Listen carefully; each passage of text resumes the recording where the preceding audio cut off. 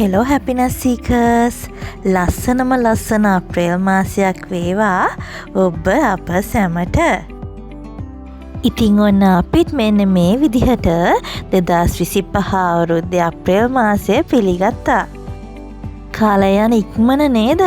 2025 මාස 3ක්ම දැනට ගෙවිලා ගිහින්. ළඟ එන අලුත් අවුරුද්දට ලෑස්ති වෙන ගමන්ද ඉන්නේවාලා දැන්?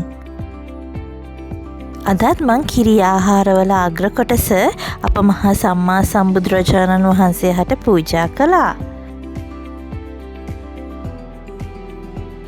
දෝනිගේ ලන්ච් බොක්ස් එකටත් කිරිබත් එකතු කළේ මෙන්න මේ විදිහට යාට ආස හිතෙන්න. දෝනි දනයි ගෙදරින් පිටත් වුණාට පස්සේ මම මගේ ලිවිං රූම් එක ඩීප් ක්ලීන් කරලා ඩෙකොරේට් කරගන්න වැඩේ පටන් ගත්තා.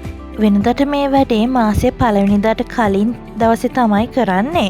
ඒ ඊයේ නිවාඩු දවස නිවාඩුවෙන් සුව පහසුව ගත කළා. ඒ වගේම මේ ක්ලීනින් ඩෙකොරේටින් වගේ දේවල් මං හරිම ආසාවෙන් කරන නිසා මේ දේවල් මට ලොකු පීඩනයක් ගෙන දෙන්නේ නැහැ.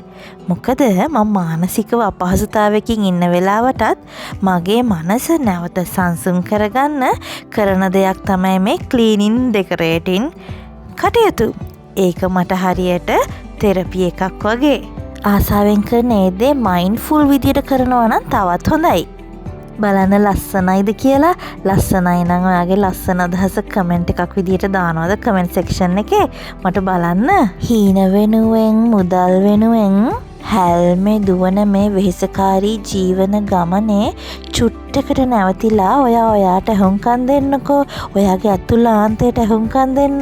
අන්න එතකොට ඇහෙයි ඔයාට ඔයාගේම හඬ, ඔයාගේ ආදරණීය හඬ අතුලාන්තයෙන් ඇහෙයි. එතකොට එයා කියයි ඔය ආස දේවල් මොනවාද? ඔයාට සතුටගෙන දෙන්න කරන්න ඕන දේවල් මොනවද කියලා. දැන් ඔයාලා දකින මේ දසුන මේ වීඩියෝ එකේ මං ආසම දසුන. ඔයාට මොකද හිතෙන්නේ? ඔයාට මුදල් හදල් යහමින් තිබිලත් යම් අඩුවක් දැනෙනවද ඔයාගේ?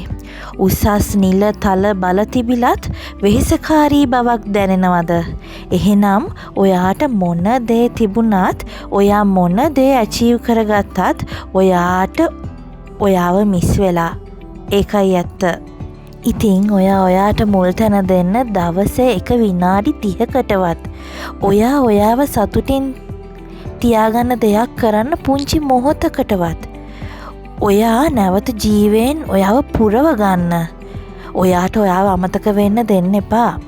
Thanks for watching. මං happiness seeker ඕවි.